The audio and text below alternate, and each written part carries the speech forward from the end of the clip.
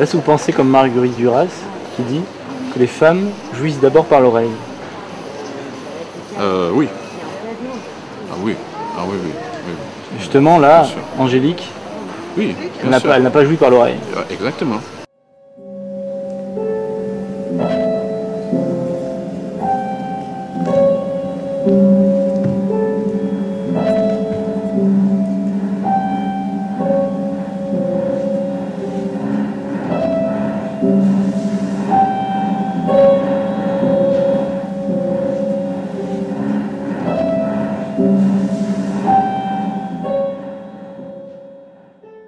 Ruelle de Sig à Saint-Fain, devenue des fosses communes, desquelles quelques mains agrippaient les jupes des femmes.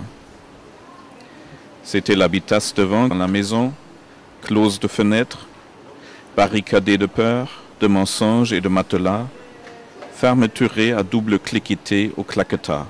Ouais. Ceux qui vous accusent de blasphémer un peu l'orthographe, la grammaire, qu'est-ce que vous répondez à cela? Je m'en fous complètement. Si c'est un peu comme ça. Oui, je sais, en France, l'académie, tout ça, ça joue toujours un grand rôle. Vous n'aurez jamais le grand cours avec un livre comme ça. Non. Est-ce que c'est pour ça que vous vous battez non plus? Donc, l'orthographe, c'est pas... En quoi est-ce que c'est une valeur, l'orthographe? Ça bouge tout le temps?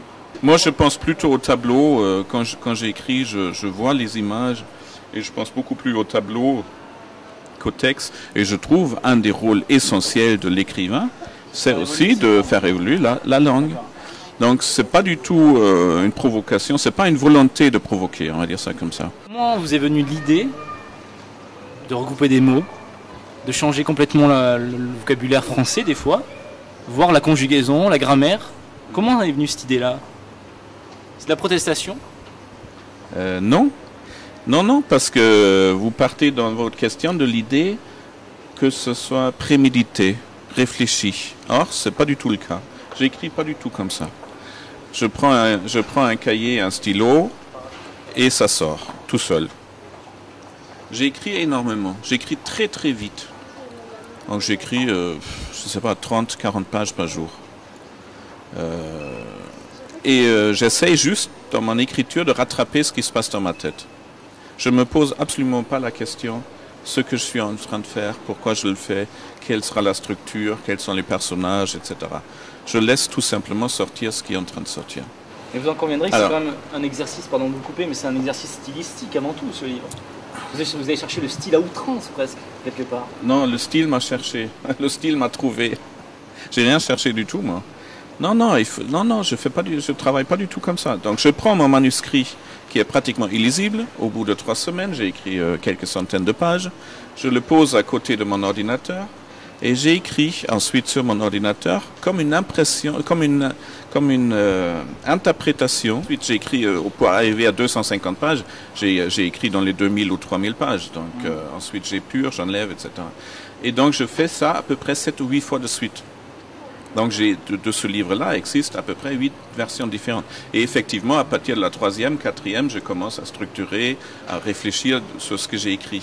Mais je suis le premier surpris. D'accord. Dans son langage. Finalement, ça vous a maintenant, vous-même. Ah oui, complètement. Et d'ailleurs, j'ai eu des lecteurs qui m'ont dit qu'eux-mêmes non plus, ils ne savaient plus à la fin si c'était du français ou pas, ce qui est français. Non, au contraire, c'est une liberté énorme. Quelle est la liberté vous pouvez, où est-ce que vous pouvez encore dire ce que vous voulez et comme vous voulez? Dans la littérature, dans votre texte, dans vos rêves, dans vos fantasmes. Là, vous êtes absolument libre de faire et de ne pas faire ce que vous ne voulez pas. Donc, il faut utiliser cet espace de liberté. C'est à peu près le seul espace de liberté qui nous reste aujourd'hui. Donc, non, au contraire, allez-y. Et cette liberté, justement, vous l'avez un petit peu, on va dire, exagérée. Une liberté un peu exponentielle dans quelques équipes, je pense aux pages 86, 87, 88, etc., où il y a une armée qui arrive, qui viole, qui tue. Et est-ce que pour vous, cette langue finalement créée de toutes pièces, à partir du français bien sûr, encore heureux qu'on puisse comprendre, créée de toutes pièces, vous permet de dire les choses plus librement? Honnêtement, je pense que je n'ai rien exagéré du tout. Je pense que la vie, les viols, les crimes sont bien plus violents que la langue que j'utilise. Il est absolument impossible d'être aussi violent que nous le sommes dans la vie. On parle de l'immonde domination qu'exercent les hommes sur les femmes en général. C'est quelque chose que je trouve extrêmement choquant. Et ça reste aujourd'hui encore une tendance que je trouve absolument lamentable dans notre société. Et donc je voulais écrire là-dessus. L'homme qui a été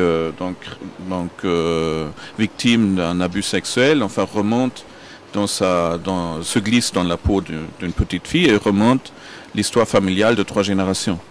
Est-ce que vous pensez que chaque homme violé ou voilà, qui est victime d'un inceste devient dans sa perception propre une fille?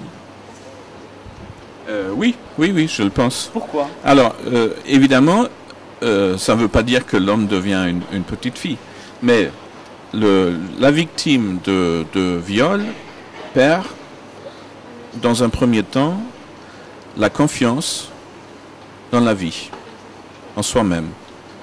Devient quelqu'un extrêmement vulnérable. Et j'ai utilisé l'image de la petite fille parce que pour moi, ça veut dire, grosso modo, extrêmement vulnérable, sans défense aucune. Donc ça devient extrêmement difficile à survivre. Si vous n'avez pas de confiance dans la vie, c'est pas évident du tout. Donc l'image de la petite fille traduit cette perte totale de protection. Et d'ailleurs, elle est dans un asile psychiatrique ou dans une prison, enfin, et elle a besoin de raconter cette histoire pour se reconstruire. Et petit à petit, d'ailleurs, elle redevient l'homme qu'elle a été. Pourquoi cette obsession qu'on voit dans beaucoup de pages, de la flaque de sang, du sang qui coagule, du sang qui tombe? C'est très difficile enfin, ça correspond plus à une histoire personnelle. Enfin, ma mère était décédée relativement jeune. Et c'était les années où le sida commençait à être un peu connu. Et comme on ne voulait pas admettre qu'elle était morte d'abus d'alcool et de médicaments, on cherchait des explications un peu extérieures. Et donc, le sida, c'était encore moins honteux que l'alcool. Enfin, donc, elle venait juste de mourir, il était minuit à l'hôpital, et je sors de sa chambre et je croise ma grand-mère et qui dit est-ce qu'elle ne serait pas morte de cette nouvelle maladie? Donc du sida, enfin on ne disait pas sida, on disait cette nouvelle maladie. Mais qui disait sida à l'époque disait quand même enfin aventure sexuelle ou enfin. Donc on ne pouvait pas non plus admettre que quelqu'un meurt de sida parce que ça voulait dire qu'elle aurait eu... L'aventure, bien sûr. Donc, alors évidemment, autour d'elle, on dit, ben non, enfin... ben non, c'est pas possible. Hein. Comment ça serait arrivé dans son sang? Et ma grand-mère, qui parlait plus vite qu'elle réfléchissait, disait, ben oui, mais à la naissance d'Andreas, elle a eu des transfusions sanguines. Ma mère venait de décéder 10 minutes. Hein. Mais cette phrase-là, évidemment, elle m'a tellement marqué. Et, ouais. Donc je l'utilise dans le livre à plusieurs reprises. Donc ça vient de ça. Donc, ça, donc l'autobiographique, oui, mais en disant quand même que c'est pas forcément vrai ce que j'ai écrit. Mais c'est vrai que j'ai imaginé ce que j'ai écrit. Qu'est-ce que vous aimeriez qu'on dise de votre livre? Qu'on n'a pas tout compris à la première lecture, qu'on va le relire plusieurs fois et encore dans quelques années. Très bien, merci beaucoup. Merci à vous.